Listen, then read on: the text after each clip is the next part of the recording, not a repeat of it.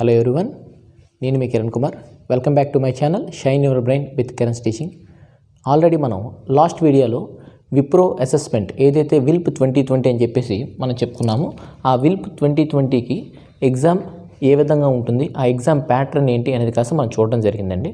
మరి ఈరోజు ఎవరైతే ఆ ఎగ్జామ్ ఆన్లైన్ అసెస్మెంట్ రాసున్నారో వాళ్ళకి రీసెంట్గా విప్రో నుంచి మెయిల్స్ కూడా రావడం జరిగింది.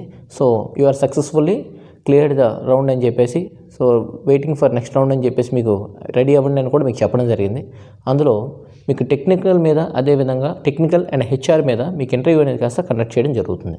అది ఎప్పుడు ఉంటుంది సార్ అంటే జనవరిలో కాస్త మీకు ఉంటుందని చెప్పేసి మెయిల్ కూడా పెట్టడం జరిగింది.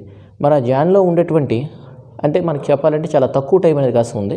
సో దానికి సంబంధించి మనం ఏ విధంగా ప్రిపేర్ అవ్వాలి, అసలు ఇంటర్వ్యూ మనం క్రాక్ చేయాలంటే మనకి ఏమైనా టిప్స్ ఉన్నాయి సార్ అని చాలామంది అడగడం జరిగింది. సో దానికోసం ఈ వీడియోలో నేను కొన్ని టిప్స్ అయితే మీకు చెప్పబోతున్నాను. అండ్ ఇందులో మీకు విల్ప్ 2020 అని ఏదైతే విప్రో వాళ్ళు కండక్ట్ చేస్తున్నారో, ఇందులో ఇంటర్వ్యూ టిప్స్ వచ్చేటప్పటికి టెక్నికల్ అండ్ అదేవిధంగా హెచ్ఆర్ రెండు కూడా మీకు ఉండడం జరుగుతుంది. అండ్ టెక్నికల్గా మనం అబ్జర్వ్ చేసినట్టయితే ఇక్కడ మీరు నాన్ కంప్యూటర్స్ వాళ్ళకి వీళ్ళు కండక్ట్ చేయడం జరుగుతుంది, లైక్ ఎంపీసీ వాళ్ళకి. అదేవిధంగా కంప్యూటర్స్ వాళ్ళు కూడా కండక్ట్ చేయడం జరుగుతుంది. సో కంప్యూటర్ స్ట్రీమ్ ఎవరైతే ఉన్నారో బీసీఏ అండ్ అదేవిధంగా బీఎస్సీలో ఎంపీసీఎస్ అండ్ ఎంఈసీఎస్ అని చెప్పేసి మీకు గ్రూప్స్ ఉంటాయి. అండ్ నాన్ కంప్యూటర్స్ వాళ్ళు ఎవరైతే ఉన్నారో ఎంపీసీ వాళ్ళకి కంప్యూటర్స్ నాలెడ్జ్ లేదు, కానీ వాళ్ళకి బేసిక్ కంప్యూటర్స్ ఏవైతే ఉంటాయో లైక్ ఆపరేటింగ్ సిస్టమ్ అని కానీ, లేదా కొన్ని నెట్వర్క్స్ ఏవైతే ఉన్నాయో, లేదు అనుకుంటే ఎంఎస్ ఆఫీస్, అటువంటివి బేసిక్ నాలెడ్జ్ అనేది కాస్త వాళ్ళు టెస్ట్ చేయడం జరుగుతుంది in technical.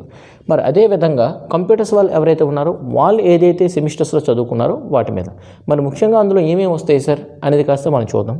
But first of all మీరు గుర్తుంచుకోవాల్సింది ఏంటంటే ఇంటర్వ్యూ టిప్స్ అనేది కాస్త మనం వెళ్ళేటప్పుడు either it may be technical కావచ్చు లేదా హెచ్ఆర్ కావచ్చు. ఫస్ట్ ఆఫ్ ఆల్ మనం ఇంట్రడక్షన్ ఏ విధంగా చేసుకుంటున్నాము అది చాలా ఇంపార్టెంట్ అండి. మరి ఆ ఇంట్రడ్యూస్ యువర్ సెల్ఫ్ అని చెప్పేసి వాళ్ళు మనకి చెప్పేటప్పుడు ఫస్ట్ ఆఫ్ ఆల్ ఎప్పుడు కూడా మీరు గుర్తుంచుకోవాల్సింది ఏంటంటే, ఫస్ట్ ఆఫ్ ఆల్ నాకు అవకాశం ఇచ్చినందుకు థ్యాంక్స్ అని చెప్పేసి మీరు ఇంగ్లీష్లో ఏ విధంగా చెప్తారో ఒకసారి ఆలోచించండి. అంటే మీ వేలో ఏ విధంగా మీరు చెప్పాలనుకుంటున్నారు.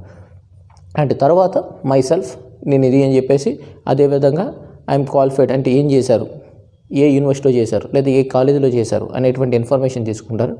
అండ్ ముఖ్యంగా ఇక్కడ ఏంటి అంటే if you are a talented person, కొంచెం ఎక్కువ మార్క్స్ వచ్చాయి అనుకుంటే మీ పాస్ పర్సంటేజ్ కూడా మెన్షన్ చేయొచ్చు. ఒకవేళ తక్కువ వచ్చేటప్పుడు అది మెన్షన్ చేయొద్దు. అండ్ ఈ టెక్నికల్లోకి మీరు అబ్జర్వ్ చేసినట్టయితే జనరల్గా టెక్నికల్ రౌండ్ కోసం మనకి అడిగేటటువంటి క్వశ్చన్స్ ఏమైనా ఉంటాయా అంటే చూద్దాం. టెక్నికల్ రౌండ్కి సంబంధించి మనం ఎక్కువగా కాన్సన్ట్రేట్ చేయాల్సినటువంటివి ఏ కాన్సెప్ట్స్ సార్ అంటే, చాలా ఇంపార్టెంట్ అయినటువంటిది మన కంప్యూటర్స్ అంతా కూడాను ప్రోగ్రామింగ్ అనేది కాస్త అక్కడి నుంచి స్టార్ట్ అయిందని కూడా మనం చెప్తాము. సో ఇక్కడ కూడా వీళ్ళు ఏంటంటే బేసిక్ లెవెల్ నుంచి స్టార్ట్ చేసి అప్ టు సమ్ లెవెల్ వాళ్ళు వెళ్ళడం జరుగుతుంది. సో అందులో ఫస్ట్ ఆఫ్ ఆల్ వీళ్ళు చెప్పేది ఏంటి అంటే, వీళ్ళు దేనికోసం కాన్సన్ట్రేట్ చేసి మన క్వశ్చన్స్ అడుగుతారంటే బేసిక్స్ ఇన్ సి. సో సిలో ఉండేటువంటి బేసిక్స్ కోసం, ఓకేనా.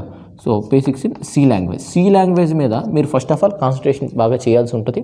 సి లాంగ్వేజ్ మీద కొంచెం మీకు పట్టు వచ్చింది అనుకుంటే, సో దాని తర్వాత రిమైనింగ్ లాంగ్వేజెస్ మీద కూడా మీకు హ్యాపీగా మీరు వర్క్ చేయగలరు. సో సి లాంగ్వేజ్ మీద ఫస్ట్ ఆఫ్ ఆల్ మీరు చాలా కాన్సన్ట్రేషన్ చేయాల్సి ఉంటుందండి. ఇది మీ సెమిస్టర్లో మీరు అబ్జర్వ్ చేసినట్టయితే ఈ సబ్జెక్ట్ అనేది కాస్త మీకు ఉంటుంది. అదేవిధంగా సితో పాటు చాలా ఇంపార్టెంట్ ఏంటి అంటే Java. So C and Java మీద మీరు ఎంత కాన్సన్ట్రేట్ చేసి దాన్ని నేర్చుకుంటారు అంటే ఇంటర్వ్యూ పర్పస్ ఏ క్వశ్చన్స్ వస్తాయి అనేవి కాస్త నేర్చుకుంటారు. సో దాన్ని బేస్ చేసుకుని వాళ్ళు క్వశ్చన్స్ ఏ విధంగా అడుగుతారని కూడా మనం ముందే గెస్ చేసుకొని ఈ రెండింటి మీద కాన్సన్ట్రేట్ చేయాల్సి ఉంటుంది. ఇది ఎవరి కోసం అంటే టెక్నికల్ రౌండ్ అని చెప్పేసి అన్నాడు. కంప్యూటర్స్ బ్యాక్గ్రౌండ్ ఉన్న వాళ్ళకి నో ప్రాబ్లం. వేరేస్ నాన్ కంప్యూటర్స్ వాళ్ళకి ఏంటి అడుగుతాడు అంటే ఆల్రెడీ ఇంతకుముందు మనం చెప్పుకున్నాం, ఆపరేటింగ్ సిస్టమ్స్ కోసం అడగచ్చు అంటే బేసిక్స్ కాబట్టి, లేదనుకుంటే కంప్యూటర్ నెట్వర్క్స్ మనకి ఏవైతే బేసికల్గా రియల్ టైంలో వాడతామో ఆ నెట్వర్క్స్ కూడా అడగచ్చు. సో ఇటువంటివన్నీ కూడా కాస్త ఉండడం జరుగుతుందండి. మరి బేసిక్స్ ఇన్ సి లాంగ్వేజ్, అదేవిధంగా జావా అని చెప్తున్నారు కదా సార్.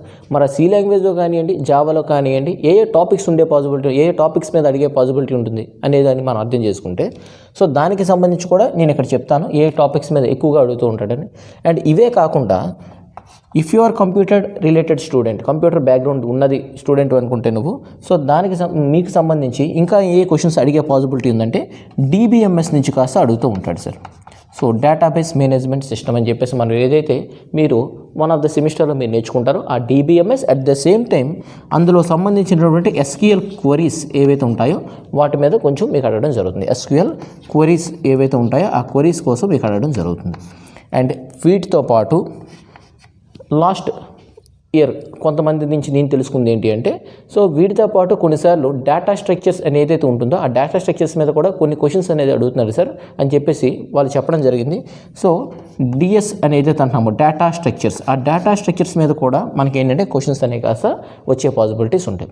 అండ్ ఇవి మీరు ముఖ్యంగా గుర్తుంచుకోవాల్సింది ఫస్ట్ థింగ్ ఏంటి అంటే, ఈ రెండింటి మీద మీకు కాన్సన్ట్రేషన్ పెట్టి వాటి రెండింటి మీద కొంచెం అవగాహన వస్తే మిగతాన్ని కూడా మీరు no problem. And the same time DBMS అలానే SQL DS అనేవి కాస్త జస్ట్ పైపైన కాస్త చూడండి. అండ్ మెయిన్ ఫంక్షనాలిటీస్ ఏవైతే ఉంటే వాటి కోసం మీరు కొంచెం ఆలోచించాల్సి ఉంటుంది. మరి ఎక్కువగా ఆడినటువంటి ఈ C లాంగ్వేజ్లో కానివ్వండి లేదా జావా మీద ఏ క్వశ్చన్స్ వచ్చే పాసిబిలిటీ ఉంటుంది సార్ అంటే, C లాంగ్వేజ్ నుంచి జనరల్గా మనకి ఏమేమి అడుగుతూ ఉంటాడు అనేది కాస్త చూస్తే మీ అందరికీ తెలిసిందే. మనం C లాంగ్వేజ్తో చెప్పేటప్పుడు అంటే మీకు కొన్ని ప్రోగ్రామ్స్ అనేవి కాస్త చెప్తాడు. ఇక్కడ ప్రోగ్రామ్ అడుగుతాడా అంటే ప్రోగ్రామ్ యొక్క లాజిక్ అనేది కాస్త అడుగుతాడు. ఫర్ ఎగ్జాంపుల్ ఒక ఇఫ్ ఎల్స్ స్టేట్మెంట్తో బేస్ చేసుకొని ఒక ప్రోగ్రామ్ రాయండి, లేదా డూ వైల్ లూప్తో ఒక ప్రోగ్రామ్ రాయండి అనేది అడగొచ్చు. లేదా ఇంకెలా అడుగుతాడంటే ఫర్ ఎగ్జాంపుల్ పాలెండ్రోమా అనేటువంటి లాజిక్ ఉంటుంది. ఆ పాలెండ్రోమాకి మీరు ప్రోగ్రామ్ రాయగలరా అని అడుగుతూ ఉంటాడు. సో ఎస్ మీరు రాయగలరా ఆ కాన్ఫిడెన్స్తో చెప్తూ మీరు ఆ ప్రోగ్రామ్ అనేది కాస్త రాయాలి ఉంటుంది. అండ్ అదేవిధంగా string operations, so string reverse అంటాము కొన్ని ఎగ్జాంపుల్గా. సో ఇటువంటి ఆపరేషన్స్తో ఉండేటువంటి స్ట్రింగ్ ఫంక్షనాలిటీస్ని బేస్ చేసుకుంటూ ఉండేటువంటి కాస్త అడుగుతూ ఉంటాడు. అదేవిధంగా ప్రైమ్ నెంబరా కాదా అనేటువంటి లాజిక్స్, ఈవెనా ఆడా లేదా సమ్ యావరేజ్ అని ఏవైతే మనం మాట్లాడుతున్నామో వీటి మీద మనకి జనరల్గా C మీద at the same time Java మీద కూడా మీకు రావడం జరుగుతూ ఉంటుంది. సో ఎగ్జాంపుల్ మీకు వచ్చేటటువంటి క్వశ్చన్స్ ఏమేమి ఉంటాయి సార్ అనేది కాస్త ఒకసారి చూసినట్టయితే, సో C క్వశ్చన్స్ కానీ మనం చూద్దాం. C క్వశ్చన్స్ కానీ చూస్తే మీకు ఆల్రెడీ చెప్పడం జరిగింది. పాలెండ్రోమా లేదా ప్రైమ్ నెంబరా, లేదు ఫిబొనాక్సీ సిరీస్, ఆమ్స్ట్రాంగ్ నెంబర్, ఇటువంటి మీద మీకు ప్రోగ్రామ్స్ అనేవి కాస్త జనరల్గా అడుగుతూ ఉంటాడు. ఈ ప్రోగ్రామ్స్ మాత్రం మీరు చాలా కాన్సన్ట్రేటెడ్గా నేర్చుకోవాల్సి ఉంటుంది. అండ్ ఇంకొక విషయం ఏంటంటే, ఇక్కడ Cకి జావాకి ఏమైనా రిలేషన్ ఉందా, and what is the difference between C and Java, and అలానే జావాకి సంబంధించినటువంటి కొన్ని టాపిక్స్ కూడా మీకు ఉంటాయి. ఊప్స్ కాన్సెప్ట్ అని కానీ ఇన్హెరిటెన్స్ అని కానీ ఏవైతే మీరు నేర్చుకుని ఉంటారో సో వాటి కోసం మెయిన్ ఫంక్షన్స్ అనే కాస్త లేదా మెయిన్ టాపిక్స్ అనే కాస్త మీరు ఎక్కువగా చూడాల్సి ఉంటుంది. మరి Cకి సంబంధించి ఎక్కువగా అడుగుతున్నవి అండ్ నేను తెలుసుకొని మీకు చెప్పాలనుకున్నవి ఏంటి సార్ అంటే, అందులో పాలెండ్రోమా అనేటువంటిది, అదేవిధంగా ఫ్యాక్టోరియల్ మీద ప్రోగ్రామ్, అదేవిధంగా ప్రైమ్ నెంబరా కాదా, అదేవిధంగా సమ్, అదేవిధంగా యావరేజ్ అనేటువంటివి, అలానే ఫిబొనాక్సీ సిరీస్. సో ఇటువంటి నెంబర్ ఆఫ్ ప్రోగ్రామ్స్ మనకు కొన్ని ఉన్నాయి. సో వీటి మీద ఎక్కువగా వాళ్ళు ఏంటంటే C క్వశ్చన్స్ అనే కాస్త అడుగుతుంటాడు. మరి ప్రోగ్రామ్ అడుగుతాడు సార్ అంటే మీకు అదే చెప్పాను, ప్రోగ్రామ్ కొన్నిసార్లు అడుగుతాడు, ఆ ప్రోగ్రామ్లో ఉండేటువంటి లాజిక్ని కాస్త అడుగుతూ ఉంటాడు. అండ్ అలానే మీకు బెస్ట్ ఎగ్జాంపుల్ చెప్పాలంటే ఒక చిన్న ఎగ్జాంపుల్, ఫర్ ఎగ్జాంపుల్ ఇప్పుడు C లాంగ్వేజ్కి సంబంధించి ఇన్పుట్ స్టేట్మెంట్ కోసం మీరు చెప్పండి సార్ అని అడగొచ్చు. ఆ ఇన్పుట్ స్టేట్మెంట్ అంటే ఏంటి, ఆ ఇన్పుట్ స్టేట్మెంట్ ఎలా మీరు ఇక్కడ తీసుకుంటారు అంటే మీ తాలూకా ప్రోగ్రామ్కి సంబంధించిన డేటా ఏంటి, అదేవిధంగా Cలో ఉండేటువంటి డేటా టైప్స్ కోసం చెప్పండి అని అడగవచ్చు. అంటే Cలో మనకి ఏ డేటా టైప్స్ ఉన్నాయి సో వాటి కోసం కూడా మనకి అంటే చూడండి ఏ విధంగా మనకి అడుగుతానంటే దానికి సంబంధించి మీరు ఆలోచించాలి. Cకి సంబంధించి కొన్ని ఆప్షన్స్గా తీసుకోండి. లైక్ ఫర్ ఎగ్జాంపుల్ ఒక గ్రూప్గా తీసుకుంటే డేటా టైప్స్, ఆ డేటా టైప్స్కి వెళ్ళేటప్పటికి ఏమేమి ఉన్నాయి, అలానే ఇన్పుట్ స్టేట్మెంట్, ఎలా మనం ఇన్పుట్ స్టేట్మెంట్ తీసుకుంటాం, ఎలా అవుట్పుట్ స్టేట్మెంట్ తీసుకుంటాం, ఆ లాజిక్ని ఎలా పర్ఫామ్ చేస్తాం అనేది. సో మ్యాక్సిమం అడిగేటప్పుడు ఏంటంటే వాళ్ళు ప్రోగ్రామ్ ఎందుకు ఎక్కువ అడుగుతూ ఉంటాడంటే మొత్తం అన్నీ కూడా కవర్ చేయడానికి. అంటే మీరు ఏ విధంగా డేటా టైప్ని కాల్ చేస్తున్నారు, ఏ విధంగా ప్రోగ్రామ్ లాజిక్ రాస్తున్నారు, ఏ విధంగా అవుట్పుట్ స్టేట్మెంట్ మెన్షన్ చేస్తున్నారు అనేటువంటివంతా కూడా సో ఈ ప్రోగ్రామ్ నేచర్స్లో కాస్త వాళ్ళు అడిగేస్తారు. ఇవే ప్రోగ్రామ్స్ అంటే ఇంకొన్ని ప్రోగ్రామ్స్ అనేవి కాస్త ఉన్నాయి, ఓకేనా. సో వాటి మీద కూడా మీరు కొంచెం కాన్సన్ట్రేట్ చేయాల్సి ఉంటుంది Cలో, ఎందుకంటే Cలో మ్యాక్సిమం అదే ప్రోగ్రామ్ ఏది కూడా కష్టంగా ఉండదు, మనకు అర్థమైంది అనుకుంటే చాలా అడ్వాంటేజ్ అది. నెక్స్ట్ కమింగ్ టు జావాకి వచ్చేటప్పుడు కూడా ఏంటంటే సేమ్ ఇంచుమించు ఇవే ప్రోగ్రామ్స్ అనేవి కాస్త ఉంటాయి, బట్ అక్కడ లాజిక్ మారచ్చు. అలానే మీకు అక్కడ ఊప్స్ కాన్సెప్ట్ అనేది కాస్త చాలా ఇంపార్టెంట్ జావాలో. సో దానికోసం ఎక్కువగా క్వశ్చన్స్ అడుగుతుంది. అండ్ అదేవిధంగా ఇన్హెరిటెన్స్ అనేటువంటి ఒక టాపిక్ ఉంటుంది, ఆ ఇన్హెరిటెన్స్ అనే టాపిక్ కోసం ఎక్కువగా చూస్తూ ఉండండి, ఓకే. అండ్ సి జావా అయిపోయిన తర్వాత మ్యాక్సిమం మనకైతే DBMS మీద, SQL మీద, DS మీద ఎక్కువగా అడుగుతూ ఉంటాడు. అండ్ DS అనేది కాస్త ఏ ప్రోగ్రామింగ్ లాంగ్వేజ్కైనా బ్యాక్గ్రౌండ్ కాబట్టి అది చాలా ఇంపార్టెంట్, అది ఆలోచించుకోండి. ఎందుకంటే డేటా స్ట్రక్చర్స్ని బేస్ చేసుకుని మనకి ప్రోగ్రామ్ ఏ విధంగా రాయాలి, ఒక లూప్ ఏ విధంగా రాయాలి కాస్త ఉంటూ ఉంటాయి. ఓకేనా? సో వీటి మీద లాస్ట్ 2 years నుంచి కొంచెం క్వశ్చన్స్ ఎక్కువగా అడుగుతూ ఉన్నాడు. Okay, so this is all about technical round. ఏదైతే మనం ఇంటర్వ్యూకి టెక్నికల్ రౌండ్ అని చెప్పేసి అంటున్నామో దానికి సంబంధించి ఏ విధంగా రావచ్చు, ఏ విధంగా సి క్వశ్చన్స్ అనే కాస్త అడుగుతూ ఉంటాడు. అండ్ ఈ టెక్నికల్ రౌండ్ తర్వాత మనకి HR రౌండ్ అనే కాస్త ఉంటుంది. ఆ HR రౌండ్ వచ్చేటప్పటికి ఏంటంటే totally depends on your communication skills and అదేవిధంగా మీ తాలూకా బాడీ పర్సనాలిటీ డెవలప్మెంట్ అండ్ మీరు ఏ విధంగా ఆ వే ఆఫ్ కమ్యూనికేషన్ వాళ్ళతో ఉన్నది అది కాస్త ముఖ్యంగా చూసుకోవాల్సి ఉంటుంది. మరి కమింగ్ టు మనకి ఆ HRకి సంబంధించినటువంటివి ఏమేమి ఉంటాయి సార్ అనే కాస్త చూద్దాం.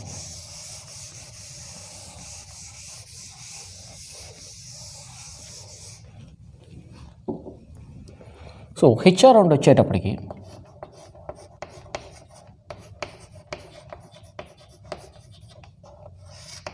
మరి ఈ HR రౌండ్లో ఫస్ట్ ఆఫ్ ఆల్ మనం గుర్తుంచుకోవాల్సింది వాళ్ళు అడిగేది కూడా ఇంట్రడ్యూస్ యువర్ సెల్ఫ్ అనేటప్పుడు మనం ఏ విధంగా చెప్తున్నాము అంటే ఫస్ట్ ఆఫ్ ఆల్ జనరల్గా ఉండేటువంటి ప్రాబ్లం ఏంటి అంటే ఆడికి వెళ్ళగానే నర్వస్ ఫీల్ అవుతారు. ఆ నర్వస్ ఫీల్ అనేది కాస్త మీ బాడీలో అసలు తెలియకూడదు. అంటే పర్సనాలిటీ డెవలప్మెంట్ అని చెప్పాం కదా, సో దాన్ని పర్ఫెక్ట్గా మీరు మెయింటైన్ చేసుకోవాలి. ఎలా సార్ అంటే ఇక్కడ ఇంకొక విషయం ఏంటి అంటే మీ తాలూకా experience first impression is best impression అంటారు కదా, అలానే మీ తాలూకా ఎపీరియన్స్ అనేది కాస్త చాలా నీట్గా ఉండాలి. లైక్ నీట్గా హెయిర్ కట్ చేయించుకోవడము, లేకపోతే మీకు సూటబుల్ అయ్యేటువంటి స్టైల్ని మీరు మెయింటైన్ చేయడం, డిగ్నిటీగా ఉండడానికి ట్రై చేయడం, అంటే డిగ్నిఫైడ్ డ్రెస్ వేసుకొని లైక్ హ్యాండ్స్ని ఫోల్డ్ చేయొచ్చు. అంటే డిపెండ్స్ ఆన్ యువర్ స్టైల్, మీకు అది సెట్ అవుతుందా. జనరల్గా అనుకుంటాం చాలామంది ఏంటంటే మాకు సెట్ అవుతుందా లేదా అనేటువంటిది కాకుండా మీకు ఏదైతే సెట్ అవుతుందో ఆ స్టైల్తో వెళ్తేనే బెటర్. ఓకే, అలానే కొంచెం డిగ్నిఫైడ్గా నీట్గా ఉండాలి. ఇఫ్ ఇన్ కేస్ మీకు ఐడి కార్డు ఉంటే ఐడి కార్డుని కాస్త వేసుకుంటే ఇంకొంచెం డిగ్నిఫైడ్ లుక్ అనే కాస్త వస్తుంది కాబట్టి. అండ్ అలానే ఇంచ్ చేసుకోవడం, ఇటువంటివి బేసిక్ రిక్వైర్మెంట్స్ ఒక ఇంటర్వ్యూకి వెళ్ళేటప్పుడు. అలానే మీరు కమ్యూనికేట్ అయ్యేటప్పుడు మ్యాక్సిమం ఐ కాంటాక్ట్ మెయింటైన్ చేయాలి. ఫస్ట్ ఆఫ్ ఆల్ మీకు ప్రతి ఒక్క HR రౌండ్లో మీరు వాళ్ళు ఐడెంటిఫై చేసేది ఏంటంటే మీరు మాట్లాడేటప్పుడు మీ తాలూకా ఫ్లూయెన్సీతో పాటు ఐ కాంటాక్ట్ ఏ విధంగా మీరు మెయింటైన్ చేస్తున్నారు. సో ఐ కాంటాక్ట్ మెయింటైన్ చేస్తూ మాట్లాడండి. అట్ ద సేమ్ టైం మీరు ఆన్సర్ ఇచ్చేటప్పుడు చిన్న స్మైల్ ఇస్తూ చెప్తూ ఉండాలి. స్మైల్ ఇవ్వమన్నాం కదా అని చెప్పేసి గట్టిగా నవ్వేయడం, ఓకే, సో పిచ్చిగా ప్రతిసారి నవ్వితే వాళ్ళకి అది ఇరిటేటింగ్గా ఉంటుంది. సో అలా కాకుండా జస్ట్ చిన్న స్మైల్ ఇస్తూ ఆన్సర్ అయ్యాక మీరు రిప్లై ఇస్తూ ఉండాలి వాళ్ళు ఏమడిగితే దానికి. సో ఇక్కడ కొన్నిసార్లు మీకు ఇరిటేట్ చేయడానికి వాళ్ళు అడిగే క్వశ్చన్స్ మీరు ఎంతవరకు మీరు మీ తాలూకా పేషెన్స్ని కాస్త వాళ్ళు కొన్నిసార్లు చెక్ చేస్తూ ఉంటారు. ఆ పేషెన్స్ మీరు చూపిస్తూ ఏదైనా సరే స్మైల్ ఇస్తూనే మీరు రిప్లై ఇవ్వాల్సి ఉంటుంది. జనరల్గా ఈ HR రౌండ్లో వాళ్ళు అడిగేటువంటి క్వశ్చన్స్ ఏంటి అంటే ఇంట్రడక్షన్ నీకోసం చెప్పమని చెప్తారు. ఆ ఇంట్రడ్యూస్ చేసేటప్పుడు మీరు గుర్తుంచుకోవాల్సింది ఏంటంటే మీ తాలూకా స్ట్రెంగ్స్ అనే కాస్త మీరు మెన్షన్ చేయాలి. స్ట్రెంగ్స్ మెన్షన్ చేయండి, వీక్నెస్ మ్యాక్సిమం మెన్షన్ చేయొద్దు. సో నీ తాలూకా స్ట్రెంగ్స్ ఏంటి, లేదా నేను ఏ అచీవ్మెంట్స్ ఏమైనా చేశానా, అండ్ ఈ అచీవ్మెంట్స్ని బేస్ చేసుకుంటూ వాళ్ళు ఏమైనా అడగవచ్చు. అట్ ద సేమ్ టైం ముఖ్యంగా గుర్తుంచుకోండి మీరు రెజ్యూమ్లో ఏవైతే మెన్షన్ చేస్తారో దాని మీద క్వశ్చన్స్ అనేవి కాస్త వస్తాయి.